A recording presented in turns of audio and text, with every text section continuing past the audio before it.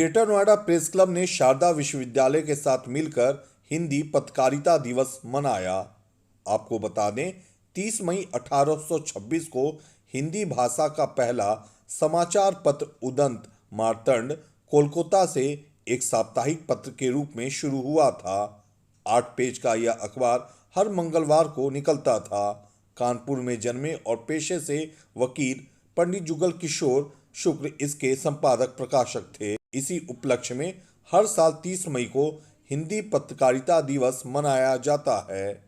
इसी मौके पर शारदा विश्वविद्यालय ने ग्रेटर नोएडा प्रेस क्लब के साथ मिलकर संगोष्ठी का आयोजन किया। कार्यक्रम की शुरुआत दीप प्रज्वलन और सरस्वती वंदना के साथ हुई। कार्यक्रम के मुख्य अतिथि विश्वविद्यालय के pro chancellor Y K. Gupta, CNN news 18 के managing editor special Anand Narasimhan, Panchjanya के संपादक हितेश शंकर, कुलपति डॉक्टर शिवाराम खारा, योगी अखिल ठाकुर थे।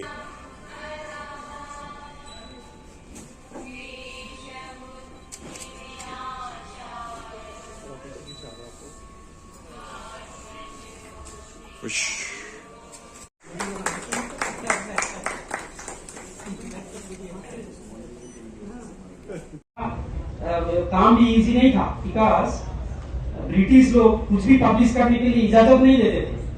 हर चीज क्या पब्लिश होता था वो हमारा इंडियन से बंगाली से पढ़वा के उसको माने क्या है मीनिंग क्या है उधर करके फिर उसको ज्यादा अगर if you are crossing the limit वो पनिशमेंट भी देते थे। यहाँ पब्लिश जैसे मुंडू जी ने बोला उतना हिस्ट्री हमको मालूम नहीं है, बट लोगों को सूचना पहुंचाना है, इसका जो एक चेतना आई थी वो केवल शुरू ऐसे हुआ था कि ब्रिटिश लोगों का जो भी शासन चल रहा है उसका सूचना लोगों पहुंचाए, सो एक ओपिनियन बिल्डअप हो। वरिष्ठ पत्रकार आनंद नरसिम्हन ने कहा कि देश की पहचान हिंदी है और हमें अपनी भाषा पर गर्व होना चाहिए। इस देश में अनेक भाषाएं बोली जाती हैं, लेकिन हिंदी ने सबको बांध कर रखा है। हम सबको वो जो लास्ट में जो बैठे हैं उस कॉर्नर पर, वहां से लेकर यहाँ तक वो जो LLBs हमारे हैं, मैं भी कभी ऐसे ही बैठता था, लॉर्ड ऑफ लास्ट बेंचेस, पीछे अपनी गपशप चल रही है, लेकिन आपसे लेकर बेंच तक एक चीज हम सबको बांधती है, वो है हमारा देश, है ना। तो हमारी आइडेंटिटी सबसे पहले भारतीय है और हमारी भाषा भारत की भाषा होनी चाहिए। इसमें हिंदी का क्या रोल है ये आप स्वयं तय करें। कि एक दक्षिण भारत का रहने वाला जिसका नाम आनंद नरसिम्हन है, जो पैदा केरल में हुआ, पला बड़ा पूरे भारत में, आज हिंदी पत्रकारिता दिवस में आप सबको संबोधित कर रहा है। तो मंच पर जितने विराजमान हैं आप सबको भी मेरा नमस्ते। और मैं आगे जाकर मेरा एक ही लक्ष्य है, एक लक्ष्य नहीं एक ख्वाब है कि किसी दिन एक हिंदी भाषी चेन्नई में एक प्रेस क्लब में तमिल पत्रकारिता दिवस के दिन वहां पर लोगों को संबोधित करें। ये होना चाहिए हमारे देश में, इट इज इंपॉर्टेंट। तभी हम एक दूसरे को सही मायने में समझेंगे। वरिष्ठ पत्रकार हितेश शंकर ने कहा कि देश में सभी महापुरुष पत्रकार थे। आजादी के समय हिंदी पत्रकारिता ने देश को जोड़ने का काम किया। पेज निकाले, ब्लैंक पेजेस निकाले, लंबी लड़ाई 18 महीने चलती रही। मगर जो संक्रमण की बात करते हैं, जब मैं देखता हूं तो मुझे लगता है वहां से पत्रकारिता को एक बीमारी लगनी शुरू हुई। न्यूज रूम में मेरे साथी हैं, धर्मेंद्र जी हैं, आदेश जी हैं, बाकी सारे पत्रकार जो हैं, आनंद जी हैं, एक चीज देखी होगी कि जब न्यूज रूम में खबर का अगले दिन का तय हो रहा होता था कि कैसे होगा, खासतौर से प्रिंट की बात कर रहा हूं मैं, या इलेक्ट्रॉनिक में भी जब बुलेटिन के लिए प्लानिंग हो रही होती थी, तो कुछ लोग कहते थे जो एंटी स्टैब्लिशमेंट है खबर वही है। एक समय तक ये सही था जब आपके परिवारवाद से लोकतंत्र को हाँकने की कोशिश होती थी, मगर लोकतंत्र में अगर कोई सरकार प्रो सोसाइटी है, उसके अगेंस्ट खबर लिखना तो अपने आप में समाज के विरुद्ध अपराध है। जो समाज ने जिसे बहुमत दिया, समाज की आकांक्षाओं पर काम कर रही है पूरी तरह, पूरी ट्रांसपेरेंसी से, ऐसे समय में आप एंटी स्टैब्लिशमेंट खबर को क्यों आगे बढ़ाना चाहते हैं? जब यह सवाल पूछा जाने लगा और फैक्ट्स के साथ पूछा जाने लगा, कंसिस्टेंसी के साथ आने लगा, तो कुछ लोगों को बड़ी दिक्कत होने लगी।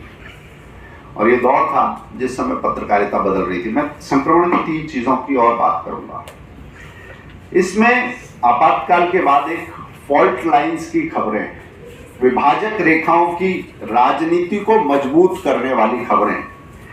फिर दूसरी बात, मानवाधिकार की बात करते हैं, बहुत अच्छा है, मगर मानवाधिकार की आड़ में दानवाधिकार की बात करना, सेना की बात नहीं करना, अर्धसैनिक बलों की बात नहीं करना, मगर आतंकी, वो आतंकी तो एक स्कूल मास्टर का बेटा था, वो दाढ़ी रखता था तो अच्छा लगता था, वो बहुत सादा था, खाने में क्या खाता था, उसकी कितनी गर्लफ्रेंड्स थी।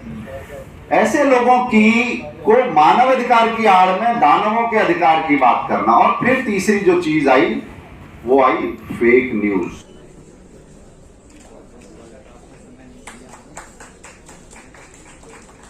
थोड़ा आगे आ जाइए, थोड़ा आगे। अपनी भारत की भाषा को वापस बहुत तेजी से लाया जा रहा है। चाहे वो यूएनए में भाषण उनका हो तो भी वो हिंदी में बोलते हैं और कोशिश करते हैं कि अपनी भाषा में हर जगह अपनी बात को अच्छे तरीके से रखें। अटल जी भी इस बात को बहुत अच्छे से रखते थे। उसके बाद सुषमा स्वराज जी को भी मैंने देखा जब वो फॉरेन मिनिस्टर थी, अपनी बात को बहुत अच्छे से विश्व के किसी भी प्लेटफॉर्म पर उनको बात करनी थी तो अपनी भाषा में बात करते थे। तो आज का ये दिन हम लोगों को मन मस्तिष्क में ये रहना चाहिए कि अंग्रेजी जरूरत है, बिकॉज भारत को अगर विश्व पे अपना राज्य जमाना है और तो हमको अंग्रेजी आनी चाहिए, बट अपनी मातृभाषा में अगर हम लोग बात करते हैं, उसको पढ़ाते हैं। और भारत की जो नई एजुकेशन पॉलिसी है NEP 2020, उसमें भी भाषा के ऊपर बहुत फोकस किया गया है। पहले सारी पढ़ाई इंजीनियरिंग की हो, मैनेजमेंट की हो, सारी पढ़ाई इंग्लिश में होती थी। अब इस सरकार में ये कोशिश की जाएगी कि पढ़ाई जो भी रीजनल लैंग्वेज हो उस रीजनल लैंग्वेज में भी पढ़ाया जाए।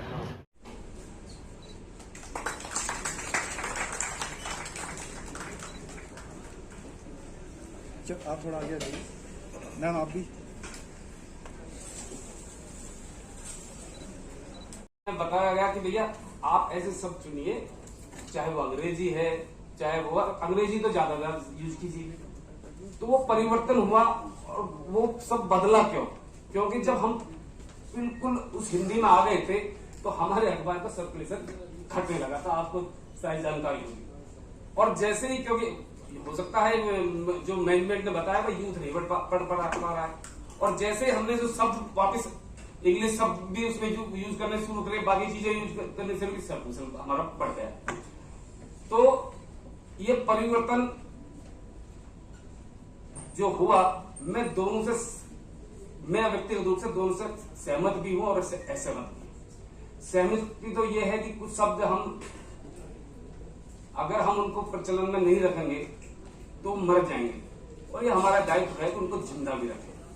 लेकिन इतनी संकीर्णता भी नहीं होनी चाहिए हमारी कि कोई हम और शब्द अडॉप्ट कर रहे हैं और हम अपने घर को बढ़ा रहे हैं तो उसमें क्या प्रॉब्लम है। हमें उन शब्दों के जो प्रचलन में हो ही गया है, जैसे हम दरवाजा हमारा तो है नहीं, वो फारसी का शब्द है, हम अब उसके बिना आप गांव में जाके उसके बिना रह नहीं सकते। तो जो शब्द हमने अडॉप्ट कर लिए वो हमें स्वीकार करना चाहिए। कार्यक्रम के समापन पर ग्रेटर नोएडा प्रेस क्लब के अध्यक्ष धर्मेंद्र चंदेल ने सबका धन्यवाद किया। रोहित प्रियदर्शन, ग्रेनो न्यूज। और विशेष तौर पर शारदा विश्वविद्यालय को थैंक्स देना चाहूंगा सभी पत्रकारों की तरफ से, ग्रेटर नोएडा प्रेस क्लब की तरफ से, कि हमें एक आज हिंदी पत्रकारिता दिवस जो विशेष रूप से पत्रकारों के लिए मनाया जाता है, उसके लिए हमें स्थान मुहैया कराया। मैं इतना जरूर कहना चाहूंगा, अगर आपको पत्रकार बनना है तो आपको धैर्य भी रखना होगा।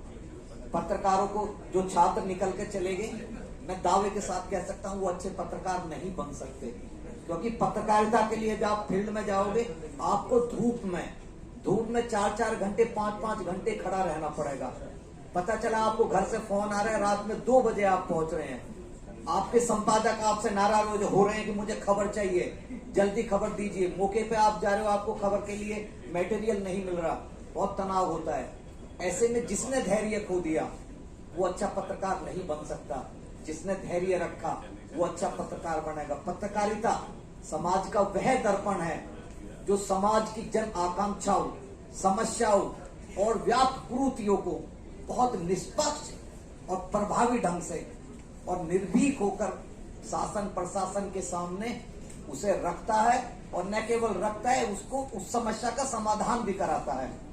जब किसी को कहीं से न्याय नहीं मिलता तब आदमी पत्रकार की तरफ देखता है कि अब मैं पत्रकार की तरफ जाऊं, पत्रकार मेरी आवाज उठाएगा, और उस आवाज को उठाकर हम सिर्फ आवाज उठाने मात्र से ही हमारी पत्रकारिता पूरी नहीं हो जाती कि हमने सिर्फ खबर छाप दी या टीवी चैनल पर खबर दिखा दी, ये हमारी पत्रकारिता पूरी होगी, हमारी नौकरी पूरी होगी। देखिए, पत्रकारिता व्यवसाय नहीं है।